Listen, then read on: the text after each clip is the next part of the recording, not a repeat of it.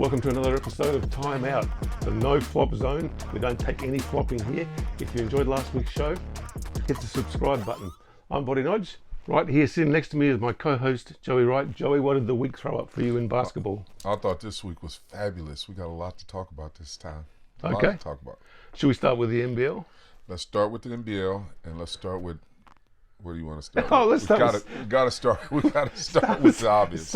Southeast Melbourne Magic. Yes. Magic. I'm doing what Brad Rosen does now. Phoenix. the Phoenix.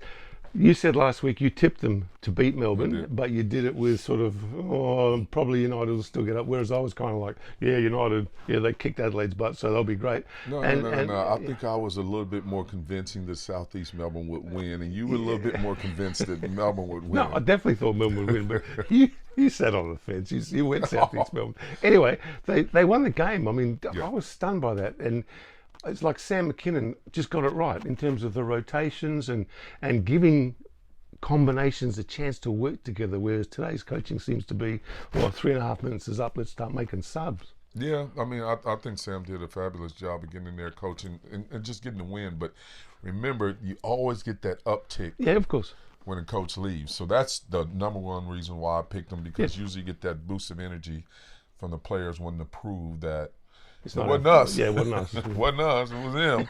All right, so let's watch over the next couple of weeks. Obviously, they brought in a new guy, John King. Is it John King? Josh King. Josh King, okay. So not familiar with Josh, but, coming into Australian basketball for the first time, be interesting. That brings me to this question. Like, wouldn't they have been better off going with Sam, given that he knows the competition, he knows his players, he knows the opposition? In comes Josh King. He's going to take 3, 4, 5 weeks to get to know his own players, how he wants to rotate them, what the opposition's like, the venues like. Don't they put themselves a bit behind the 8 ball by bringing in a coach at this point? I would think so. I mean, Sam being familiar with the league, obviously been a head coach at Brisbane before and done a good job in that particular game. I think I would have kept Sam on for the rest of the year. But they're in the atmosphere with Sam. They've worked with Sam, so they may not want to work with him on that level. I mean, I'm not sure who's making all those decisions, but obviously they see something. Okay, and of course we had the big incident between Chris Gording and Geordie Hunter, which we've got some footage that we're going to show now. Ran out of options. Lewis. Unsuccessful. Geordie Hunter being held. Chris Golding's not happy with it. Be a question of who was holding who to start with. He's upset. I'm going to ask for it to be looked at to see what happens.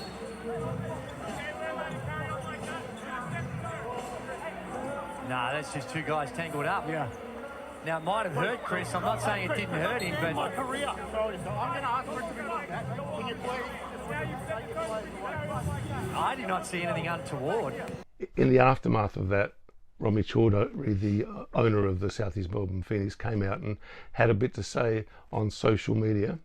He said, Gording constantly flops and that shit is weak. And a bit more than that, as you can see the quotes up on the screen.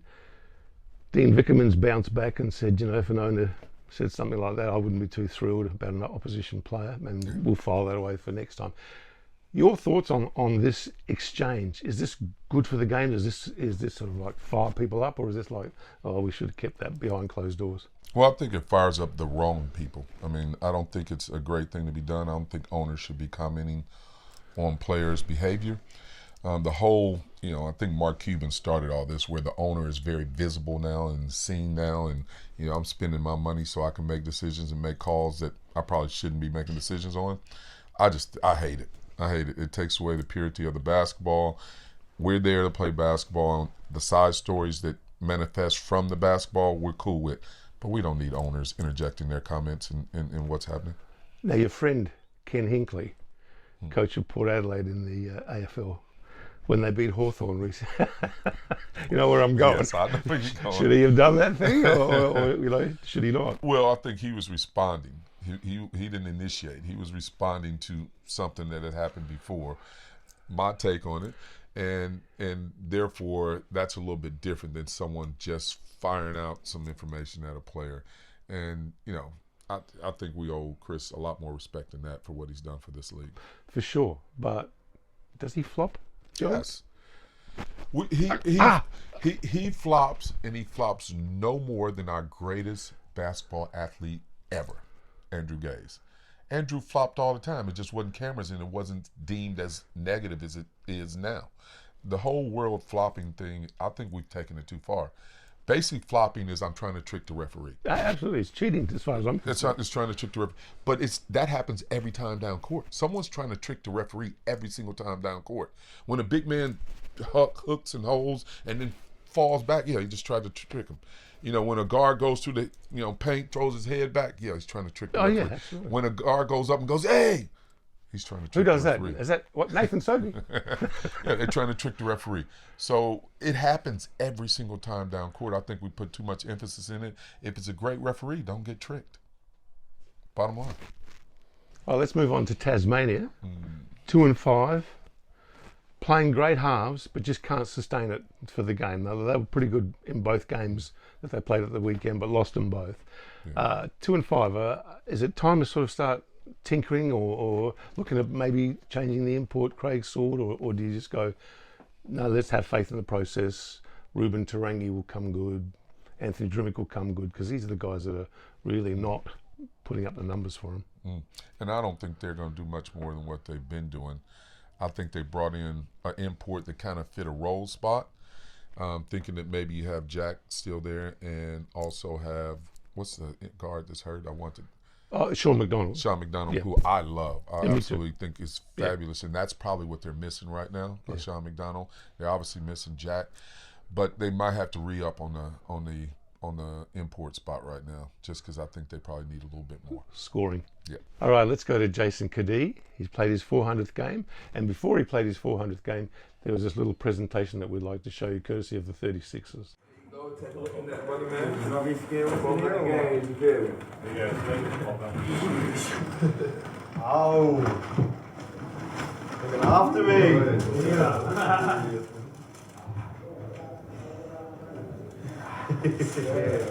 Thank you, brother. Appreciate it. Hold up, fellas. Hold up. There's another pair. Bro, Nike GT. GT, wow. Yeah, they just I can get around.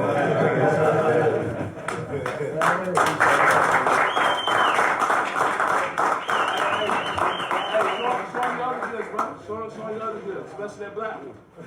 Especially that black one. Is this a walking stick? 400 games is a lot. 400 games is a lot, man. Gotta help them out. No, he's drinking coffee. 400 games is a lot, man. What else you know? Epsom sauce. I cut the old man out, you know. Got you for another 400.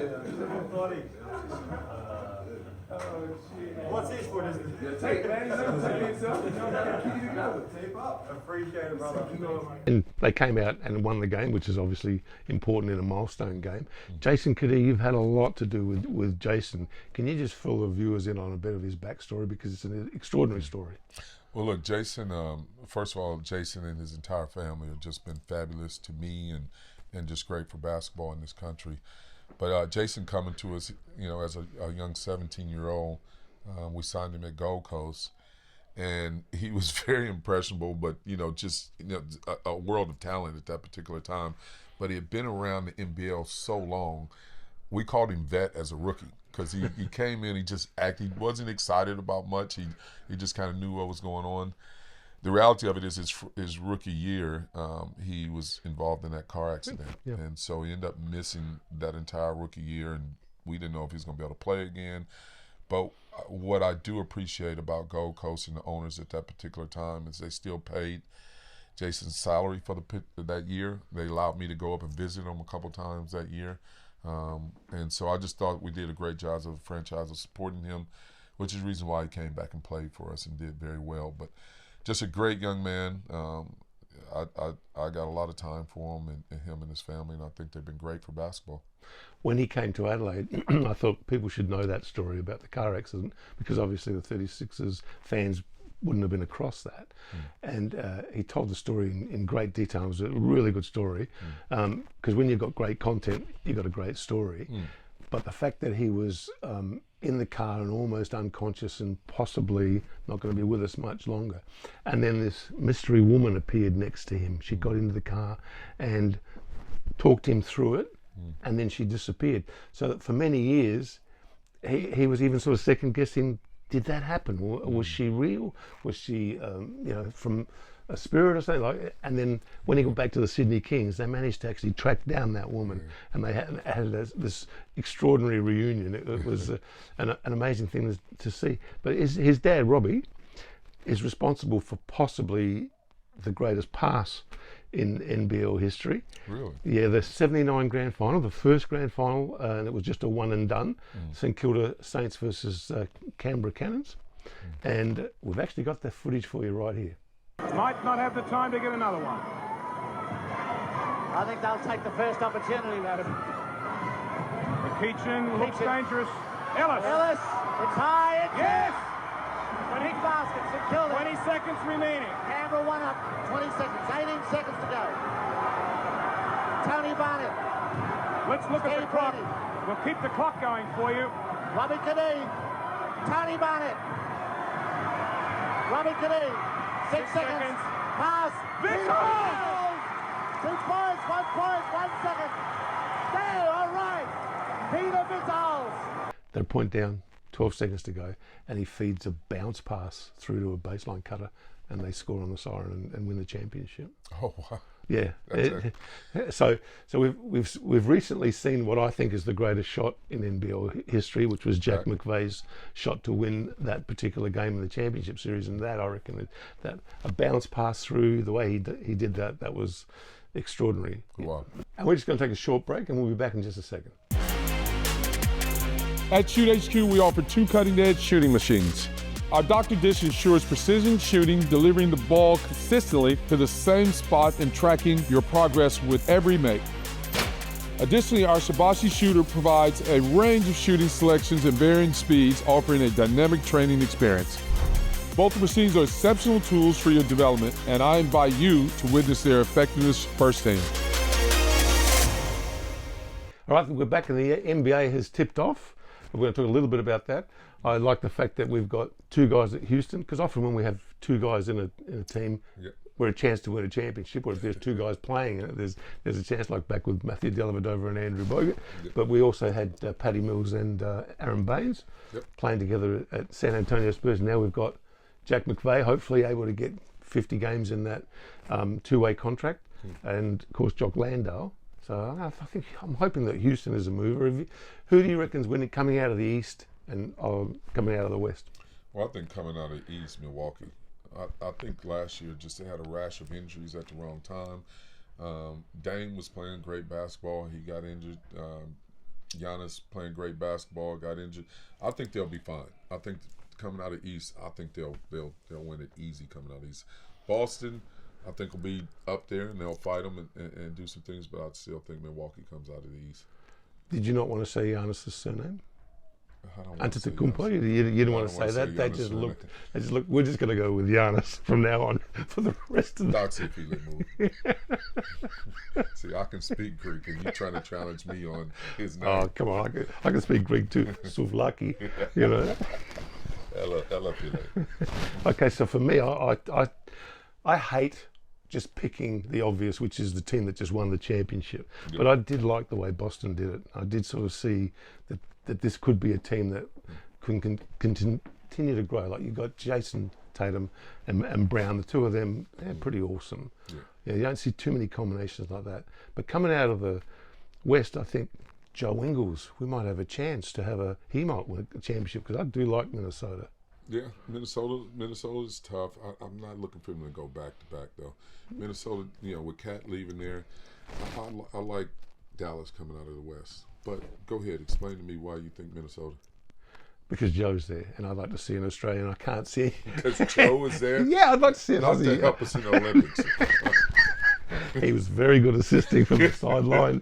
Gave good tips to everybody. I saw Brian. And I'm Gorgeous. sure he did. I'm sure he did. No, I'd just like to see another Australian with a ring, whether he plays a major role in it or not. But yeah, I'd love to see him get it. That group was sort of on the upswing, and I mean, you've got the Knicks. I don't mind the Knicks. Yeah, I don't see him as a championship. I don't mind the Knicks either. Yeah. I mean, if they bring that, the nucleus back and they, everybody comes back and play kind of like what they did last year, I think they surprise themselves in the latter part of the year. And if they start with that same thing, it'd be great. And they got Cat there now. Let's go. Let's see what happens. Okay, I want to talk to you about your favourite player, Joel Embiid. Did you happen to see that he's not going to play in back-to-back games because he's a bit precious? Ooh, 2 games in a row, I can't do that. Oh no, I've got pains. Come on now. Look, as much as as soft as these players are, it's the people that's managing them that's soft. And that's just how world's changed. Sports always just been a microcosm of reality, of life. Yeah. Whatever's happening in life, just emphasize it in sport. And I just think if people get softer and softer, we just allow those that are underneath us, because it is no way he's playing for me if he can't play back-to-back games. So, I mean, you sign on for an 82-game season, don't you? It's like, oh, well, I'm going to play 60 of them in the other 22. Give your salary back. Get half your salary back then.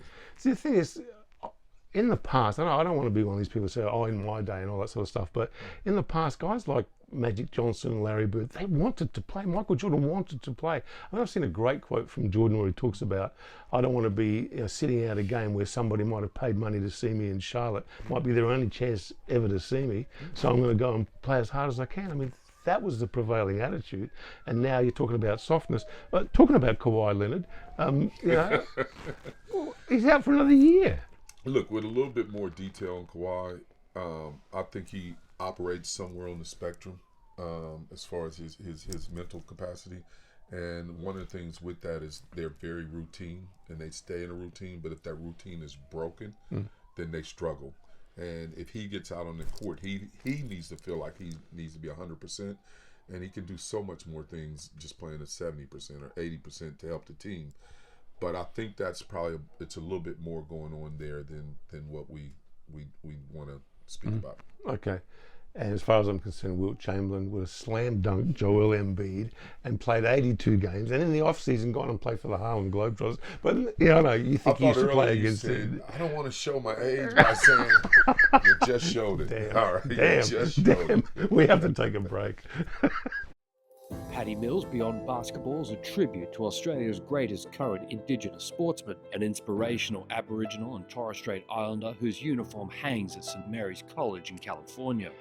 A man instrumental in the San Antonio Spurs winning an NBA championship, and the basketballer who gave Australia its greatest individual performance in an Olympic medal round, when he steered the Boomers to bronze in Tokyo. Yet it could have been so different. Had it not been for AFL and Collingwood superstar Scott Pendlebury rejecting a basketball scholarship to the Australian Institute of Sport, the Paddy Mills story would have been very different. This is his inspirational story and journey intertwined with the history of the Boomers. Prepare to be amazed and moved. Paddy Mills Beyond Basketball.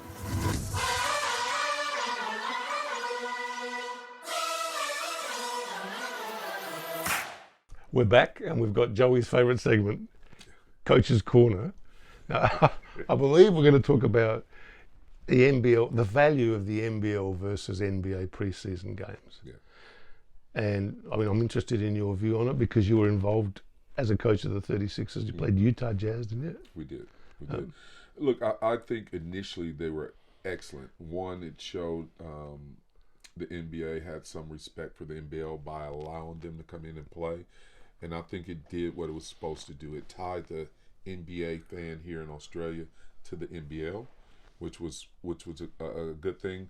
But now I think it's past its due date. I think it's past time to move on. We obviously had the great game with Adelaide beating the Phoenix Suns. It should have stopped then. We did it. Big tick. Should have did it. Should never played another game after that. Right now, it just beats teams up, and I know I've done it twice, and bringing that team back to Australian soil and playing, it's a good month to 6 weeks recovery. And you're in the middle of a season, and you're really, really here to support Australian basketball and NBL basketball, and for 6 weeks you just can't do it. Emotionally and physically, it just drains on your team. So there's no other format in which you could make it work? Like if our season was set back a bit and our pre-season sort of matched theirs and played it then? rather than in season where you played a game and then you have to take off. If it was that valuable for NBL team, yeah, you could probably do something like that. But I don't know if for marketing now or for the benefit of the team that it helps. Yeah. I just think we're past that. We had the recognition from the NBA. Let's just move it on at this point. Yeah, I mean, I just look at the results and I go, who's getting value out of this? It's a 48. You're playing their conditions, 48-minute game, bigger court, all those sorts of things. I can't see the value now in it. Like you say, when it started, it was like very exciting, and everybody was into it. But I don't even know who followed how New Zealand Breakers did when they just went. Like, did anybody actually follow what they were doing, other than a Breakers fan? Games. I'm sure the Breaker fans did. Yeah, their contingent, but the rest of the league, I talked to a lot of basketball people that didn't even see the game. Right. See, I think my personal view is that we'll be better off trying to get an NBA game in Australia, like 2 NBA teams, maybe teams that have some Aussie content in it as well. But us as in the NBL playing them, I think yeah, you're right. The door should close on that. Yeah, the next game should be 2 NBA teams playing in Sydney, and kudos and selling that thing out. And it'd be great if a couple Aussies were on both sides of that thing. That'd be great for the league and great for basketball. We'll be right back. At Shoot HQ, we offer various configurations to suit every player's needs. From adjustable rims tailored for younger kids to full-height rims designed for older players, we ensure optimal training experience for all skill levels. Check out our recent conversion that allows us to run full-court basketball sessions or games. If shooting practice is what you need, we got you covered. Activate all our professional-grade hoops simultaneously, providing your squad with 5 rims for maximum repetition and improvement. Whether you're focused on individual skills development or team drills, Shoot HQ provides the ideal environment to elevate your game. Round 6 coming up in the NBL. New Zealand, Southeast Melbourne tip it off. That's a really interesting one because New Zealand, I still don't know how to quite gauge them, given that they, in their 4 games, they've played Brisbane twice, split that, and they've played Southeast Melbourne, and they got the win over Perth, which again, Perth lost Bryce Cotton, so I don't know where to put them. And now Southeast Melbourne coming off the win, that high of we've got to play well because the coach got sacked. Yeah. So that's a real tough one to call. I'm gonna go Southeast again on that one. I do think New Zealand has some guns, and they have won, I think, a disproportionate amount of games. I don't really count those games. Like you're playing Brisbane twice, and then you played Perth without Bryce. So I'm a still roll with Southeast on that. I still think they have a lot of talent on that team. A lot of talent. Yeah. I just think they're missing some heart, and they showed that last game. So let's see. Yeah, they got Ben Eyre in. They got, and Angus Glover was able to make a real contribution. It was a much better performance. But that's where I'm saying that Sam Mckin, who will still be coaching these next couple of games before Josh King gets in and settles in, he already knew what he could get out of guys. So that does give him a bit of an advantage. I'll be going for the Phoenix as well. And he knows New Zealand really well. I mean, Sam would have been around long enough to know that franchise and know what's going on with that. If you bring in a new coach, they're not going to know any of that. So, Sam probably makes sense for the next couple of weeks. Big one coming up straight after that, Illawarra, Melbourne. Like, these are 2 teams that are definitely in the championship conversation. Definitely championship conversation, but right now Illawarra is playing much better basketball than Melbourne. So I'm going to roll with Illawarra on this one. I'm going to go with Melbourne, but Shea Ili's absence is a big thing. You don't realise how important he is to that team. I mean, you do when you're watching him. He does so many little things, but when he's not there, it's like they're really missing the heart of the team. Yeah, which is weird because you do have Delhi, which goes, like you have 2 guys that play with their heart, play a lot of. So you think Delhi would be able to pick that up. But he doesn't. The team doesn't respond to Delhi as much as they respond to Shea. Yeah. Shea is definitely their motor. Okay. Then we move on. We've got Adelaide and Cairns. I think Adelaide started to turn its season around the previous time when it played Cairns. So at home, I think. Well, you can look at it. I'm gonna pick Adelaide that game right away and think that they'll probably smash Cairns. They won the last game ugly. And we can win ugly. It shows that you're a good team. So I think they'll definitely get Kansas. Did you watch Adelaide's last game against Tasmania? When it took a while because DJ played, Vasiljevic played 31 minutes, so it's not like he didn't get much time. He just didn't seem as actively involved as he has been. Though. Is this getting Jarrell Martin in and sort of resettling how we're going to play, or? No, I don't think that's what affected DJ. I think teams now are throwing a lot more at him. You know, they kept thinking, oh, this may be a fluke, you know, whatever. But now they're watching him a little bit more than what they were before. And then he's due to have a bad one, or you know, not. I don't think he really had a bad game. He just wasn't as influential as he normally is. So he should have those. I still think he's the best scorer in the league. And you know, teams are going to throw a lot of defense at him, so he'll figure it out. And then we have Sydney going into Perth, and Perth will be without Bryce Cotton. Did you happen to see the incident where he hurt his ribs? Because I did. I couldn't pick it. I couldn't pick it. I could not. I mean, he would have done that. Yeah, he just drove, and Jonah Bolden from the weak side put a hand out, but it wasn't like a fist or anything. It's just a hand, and he just seemed to brush it, and bang, he's gone down and. Yeah, in real discomfort. And you know, I've coached against Bryce a lot, and I've seen this guy take a lot of licks and hits, and we've even tried to put more physical pressure on him, and he's never responded to it. He's been tough as a rock. So I don't think he's faking in any way. No, hell no. But it's just that'll be one of the oddest. You'd think that condition was sort of right on the brink, and maybe just a little touch was all it took. Yeah, maybe did it before, but no one's come out and said that. It looked like it happened on that particular incident. Or, you know, it's I'm hearing that it's going to be 4 weeks minimum. Perth's trying to stay, you know, tight-lipped on it, but that's what I've heard, that it'll be four weeks before he's back. And I don't really rate Perth that highly, largely because I just don't like the way John really coaches. When you've got 13 players in a game, I think you're kidding yourself. That's just me. Well, I've used methods before when stuff isn't working. You're going to take a look at whatever you can. I don't want to, as a coach, ever die wondering. No.